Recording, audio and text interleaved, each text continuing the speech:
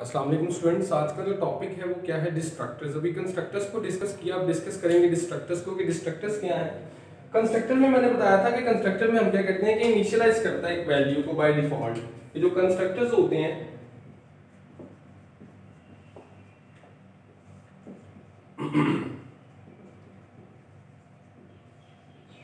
Initialise a value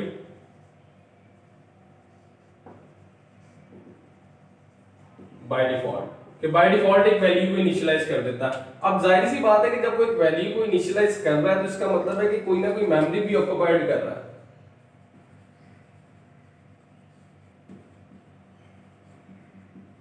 memory occupied कहां पे कर रहा है? डेफिनेटली इन रैम में। अब उस मेमोरी को क्या करना है? रिलीज करवाना है। अब उस मेमोरी को रिलीज करवाने के लिए हम क्या करते हैं? वो use destructors to release the memory.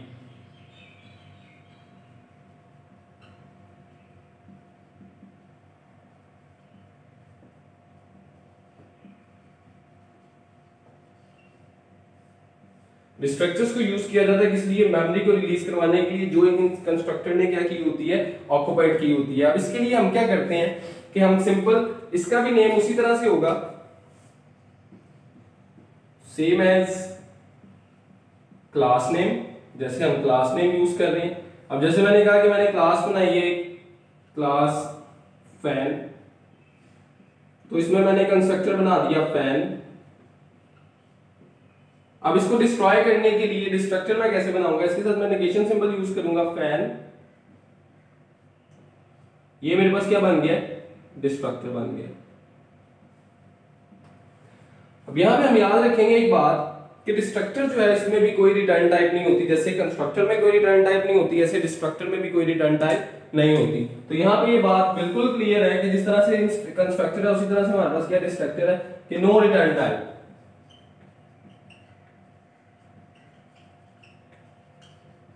कोई रिटर्न टाइप इसमें नहीं होगी।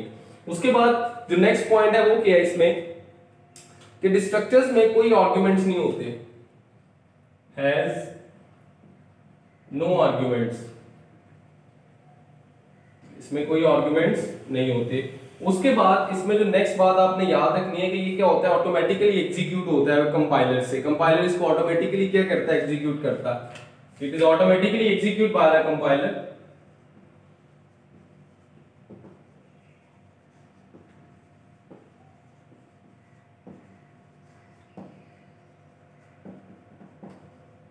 कंपाइलर इसको क्या कर रहा है? ऑटोमेटिकली एग्जीक्यूट कर रहा है। अब इसमें हमने एक और बात, इसके एक और पॉइंट याद रखना है कि इसको हम सिर्फ और सिर्फ क्लास में यूज कर सकते हैं।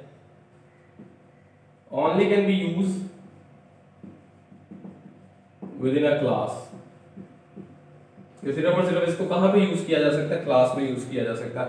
अब इसकी एग्जांपल देखते हैं। बड़ी सिंपल सी एग्जांपल है कि हमने क्या करना है कि सिंपल एक कंस्ट्रक्टर बनाना है, उसके बाद उसको डिस्ट्रक्टर यानी कि उसको डिस्ट्रॉय करना है। तो उसके लिए मैं क्या करूंगा? बेसिकली क्या कर रहा है कंस्ट्रक्टर? क्या करता था? ऑब्जेक्ट्स की वैल्यूज को इनिशियलाइज करता था, ऑब्जेक्ट्स को वैल्यूज देता था। अब यहाँ पे डिस्ट्रक्टर क्या करेगा? उन वैल्यूज को खत्म करेगा, डिस्ट्रॉय करेगा। अब यहाँ पे देखें, जैसे एक सिंपल एग्जांपल है, यहाँ पे मैंने हेडर फाइल्स को यूज कर लिया। हेडर फाइल्स के हैं string.h और console input output dot h। यहाँ पे मैंने क्लास बनाई है वर्ल्ड की। फिलहाल इस सेक्शन को छोड़ें, मैं समझाता हूं। यहां पे आते हैं मेन पे, क्योंकि हमें पता है कि जो मेन है, main is the execution body of the program. के प्रोग्राम जो एग्जीक्यूशन कहां से स्टार्ट करता है? मेन से स्टार्ट करता है। तो यहां पे मेन पे आते हैं। तो सबसे पहले मैं यहां पे इसको ड्राई रन करूंगा।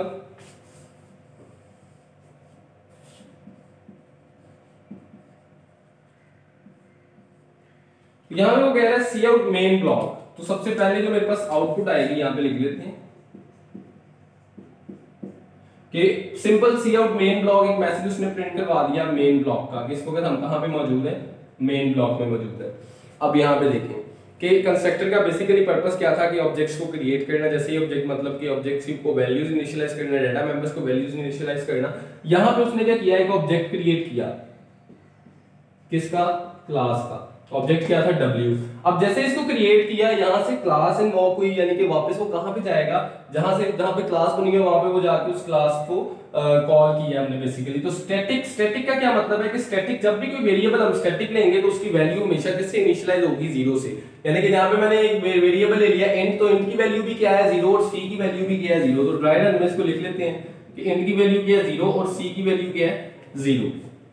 अब यहां पे देखें पब्लिक वर्ल्ड, जाहिर सी बात है कि क्लास कॉल हुई है तो पूरी क्लास क्या होगी, एग्जीक्यूट होगी, वर्ल्ड C++, यानी कि C की वैल्यू में 1 का इंक्रीमेंट। C की वैल्यू क्या थी 0, C की वैल्यू क्या हो गई 1। अब यहां पे क्या कह रहा है, C ऑब्जेक्ट क्रिएटेड,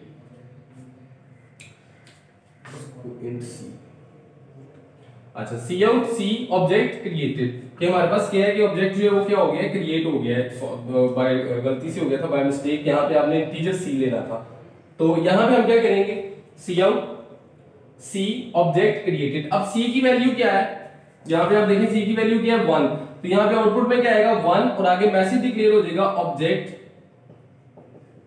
क्रिएटेड। उसके बाद ये क्या है, डिस्ट्रक्टर। अब डिस्ट्रक्टर कॉल हो रहा है, डिस्ट्रक्टर कॉल होगा तो क्या करेगा C। अब C की वैल्यू क्रिएट करेगा 1, उसके बाद ऑब्जेक्ट डिस्ट्रॉयड, कि जैसे एक ऑब्जेक्ट क्रिएट हुआ था वैसे ही एक ऑब्जेक्ट उसने क्या कर दिया, डिस्ट्रॉय भी कर दिया। उसके बाद दोबारा C में क्या हो जाएगा, डिक्रीमेंट हो जाएगा, C की वैल्यू क्या हो जाएगी हमारे पास 0 हो जाएगी फॉर द डिस्ट्रक्टर। उसके बाद वो क्या करेगा, दोबारा मेन में आएगा तो दोबारा से वो क्या करेगा, अब यहां से हमारे पास कॉलिंग स्टार्ट हुई थी, यहीं से वापस मिलेगा, यहां से आएगा तो वापस आ जाएगा Cout, और इस क्लास का जो ऑब्जेक्ट है इसको वो क्या करेगा, इसको एग्जीक्यूट करेगा, Cout block 1 as it is print हो जाएगा हमारे पास। जैसे ही ब्लॉक 1 एग्जीक्यूट हुआ, हमारे पास एक ऑब्जेक्ट क्रिएट हुआ W1, दोबारा ऑब्जेक्ट क्रिएट हुआ, दोबारा वहां पे जाएगा, वहां से दोबारा एग्जीक्यूशन होगी। अब वो क्या कर रहा है, C में 1 का इंक्रीमेंट कर रहा है, C की वैल्यू क्या थी 1, C की वैल्यू क्या हो गई 2। अब यहां पे मैसेज डिक्लेयर करेगा, और मैसेज क्या होगा 2 सेकंड ऑब्जेक्ट इज क्रिएटेड। जैसे ही कंस्ट्रक्टर कॉल हुआ वैसे ही डिस्ट्रक्टर भी कॉल होगा। अब यहां पे वो क्या करेगा, C2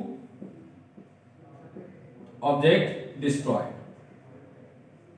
इसी तरह से दूसरा ऑब्जेक्ट उसने लिया हुआ था W2, जैसे ही W2 आएगा वैसे ही वो क्या करेगा, वापस वहां पे जाएगा, दोबारा कॉल करेगा उस क्लास को वर्ल्ड, यानी कि वहां पे क्या होगा, C में फिर से इंक्रीमेंट होगा, C की वैल्यू 3 हो जाएगी, 3 ऑब्जेक्ट क्रिएटेड और 3 ऑब्जेक्ट डिस्ट्रॉयड। थर्ड ऑब्जेक्ट जो क्रिएट भी हो गया, डिस्ट्रॉय भी हो गया। उसके बाद वापस आएगा यहां से एग्जीक्यूट हुई थी, उसके बाद आगे इसको एग्जीक्यूट करेगा, Cout exit from the main block, exit from main block.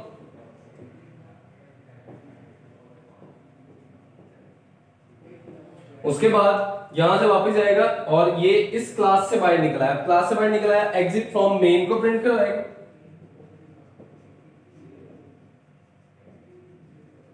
और सिंपल गेट ch और रिटर्न 0।